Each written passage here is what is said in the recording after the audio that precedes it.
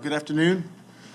Got with the players this morning, and like we talked about yesterday, really just reviewed the tape, went through our goals for the week, what we did accomplish, what we didn't accomplish, and what we took away as positives from the game, much what I said yesterday, and then what we need to improve on. And then they broke up with the individual meetings, which I think is an important time for the units to get together. And talk about where they are and where we need to improve. And the guys are always good in those meetings. You know, some of those are hard conversations. You know, when guys don't perform well at certain positions, which is the case every week. You know, there's certain positions or a certain guy doesn't do as well as he'd like to have. It's a hard day for him. You know, he's got to go back and look at it, and he's got to say, hey, this is where it is. I have to get better. It doesn't matter if that's quarterback, if it's offensive line, receiver, corner, linebacker, whatever that is. You have to look at it with a critical eye and say, hey, how can I improve? And it's the same thing when you do well. You know, there's a lot of guys that had great performances yesterday and good performances and solid performances. So, and I was appealing to the team today is that we have to have, when we come in here as a team and say, hey, who had a B plus or better performance, we have to have more hands raised up. You know, and when we do that collectively as a team, then we're playing complementary football together, you know, offense, defense, and kicking at the same time. So, and that was really the main message to them today. And just looking at it with a critical eye, the performance is over, and how can we get better? And the guys are doing that. We just finished up with a walkthrough, a short walkthrough with the guys. And offense went first, and defense, and then special teams in the middle. So we got our corrections, and our eyes are forward now to Detroit. So I will open the questions from there. What was your evaluation of Claypool in the limited role? Yeah, good. I thought it was good. You know, him to be able to operate in that short amount of time, to be able to get those plays down. We had a lot of plays in there for him. You know, I'm not sure exactly how many plays we ran with him in there, but he did good. He had a couple receptions. You know, had a nice forced to miss tackle, and did a nice job. Do you think this week this will now be enough time for him to establish a full role and be able to play the normal amount of snaps that he would be? I just think we're going to build. You know, just keep building more and more and more, and what he can handle in the game plan, we're going to give it to him. So he's obviously an exciting guy for our future here, and we're excited for where he is. Watching the tape, what impressed you? Jones Jr. back on the field. Oh, we'll look at the roster. You know, we'll sit down. I'll sit down with Ryan today. The coordinators will sit down later today, and we'll look and see what our roster looks like in terms of with the injuries that we have, and then what's best suits us going forward for each position, and what our plans are for each guy. After watching tape of the game, what impressed you most about Justin's performance? And as a defensive coach, from that perspective, how tough is it to face someone like that? Yeah, just the athleticism, you know, and really the timing of his passing game was great. I've always said this: his deep ball passing has always been good. He's always thrown those very well. The intermediate passing is getting better. His pocket presence is getting better. And then the unscripted athleticism, you know, the plays that he showed, obviously, with the 61-yard run and the keepers, and really his discernment and his wisdom to be able to get down. You know, I know there was one where he had an inside run, and he slid right after the first down marker. That was excellent. You know, and he limited his exposure in there, which I think is an important part going forward. So being wise that way. You know, and obviously just a tremendous athlete in the plays that he made in that game to set the record was unbelievable. So pretty fun to watch. Don't the media routes be There was a sequence there where he dropped a screen pass, and then the very next play he catches a ball and gets a nice gain. What are your thoughts on Luke calling his number again right after that miscue? Yeah, that's what the defense gave us on that particular play, so it went to him. But I would just say that we're always going to do that. We're going to trust in our players. We believe in them, and we're going to give them opportunities. You know, it's like, you know, Cole took the sweep on the one play, next play he got the sneak, you know. So we're going to put guys in position to succeed, and we're going to trust in them, and they're going to trust in us, and we're going to keep going forward with that. What did you like about Luke's creativity? You know, I think on that drive, 2 full runs, I think 4 different guys carried the ball. You know, you had sweeps, you had fake sweeps, you had screens. Yeah. You were all over the place.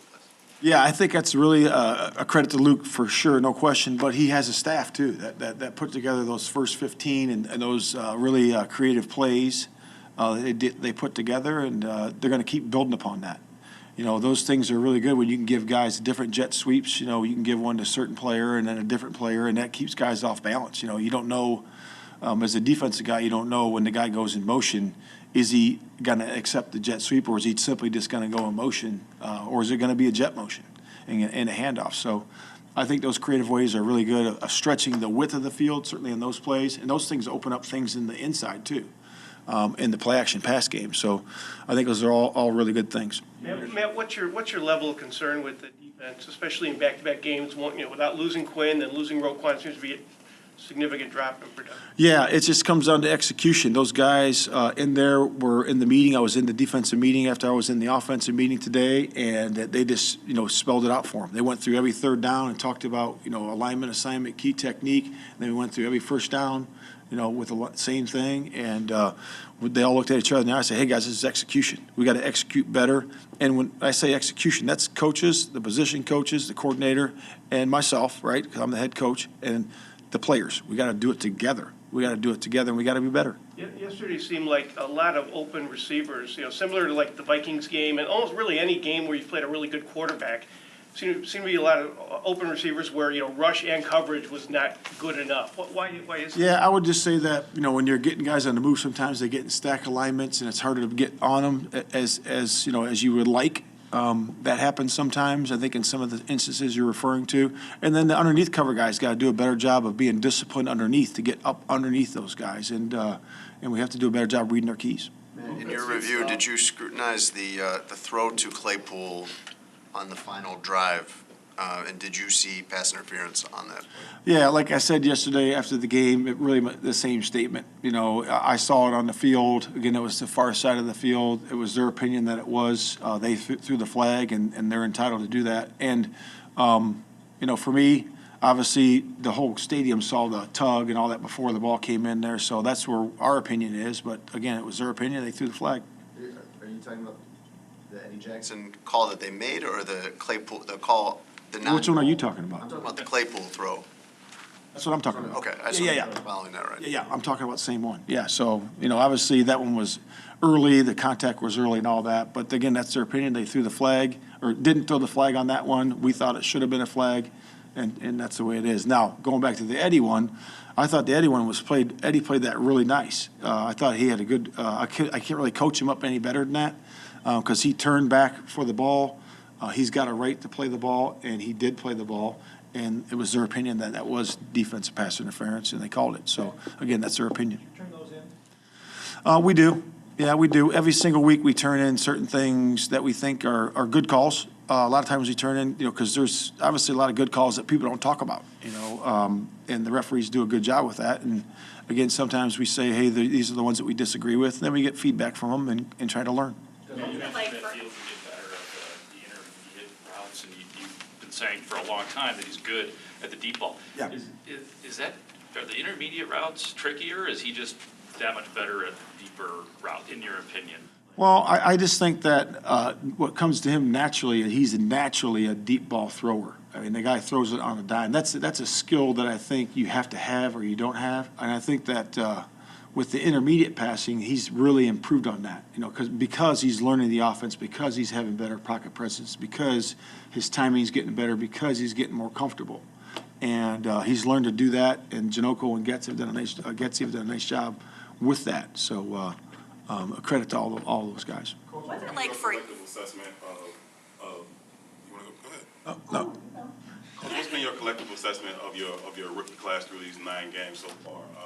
They feel like they started out high. Do you feel like they've continued to ascend? Has it been up and down? Has there been a rookie wall kind of regression? What's been your collective assessment of them as a whole? And if you can speak specifically to Braxton Jones and where he is right now. Yeah, I would just say it's been steady. It's been pretty much what you would predict. Obviously we were put in a situation where we're playing a lot of these guys, for this in this first year, which is great. It's a great opportunity for those guys. And, Braxton, has been good, been steady, right? Again, with a rookie year, if you're talking about Dominic or Kyler or whoever it is, Jaquan, all those guys, now Sanborn's in there more, so you're going to have some of the ebb and flow of a season, when you're dealing with, first time, first experiences. I'm learning, I'm playing different skill sets, I'm trying to block different skill sets. There's a wide range of things. Our scheme based on what we're trying to do that particular week on offense, defense, kicking.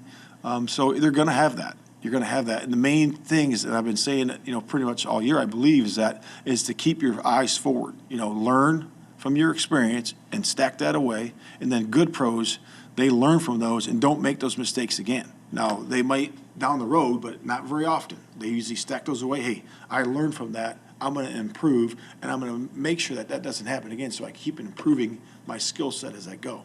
And that's for Braxton. To your question for Braxton, of course, he's got the same thing, ebbs and flows. He's going to have things that he's going to learn from. He's done things, a lot of good things, to this point. So he's no different than any other guys. Man, how does losing Quinn and Roquan at this point of the season, how does that affect the expectations of what you think this defense can ultimately do, at the end of week 18, I guess? Yeah, I would just say, we have to do a good job of just putting our eyes forward. The guys on the field are the guys on the field that we have, So, Sanborn's getting a bigger role, Joe's getting a bigger role. Defensive linemen, those defensive ends, their numbers are picking up, and they're expected to execute, for who? For the guy standing next to them, and for the Chicago Bears. So our expectations, we're going to get better. Your first year in Indy, you made a big, at least on paper, a big advancement in the second half of the season. They got a lot better. Can you still do that with this team, with the current makeup of the team without? I think you can. I think that's the coaching part of it. That's the execution part of it. That's the playing part of it. So I really believe that we can. Last one, Jackie, last one. Thank you. Yes. What is it like for you as a first-year coach personally to see the measurable and visible growth of Justin Fields? No, it's really good for our whole football team. I can see growth throughout the whole football team. And obviously, I said it yesterday, the quarterback's, the number one position in this sport, and really all of sports. So, it's really a joy to see him mature, see him get better, and him wanting to improve every single week. And this week's going to be no different.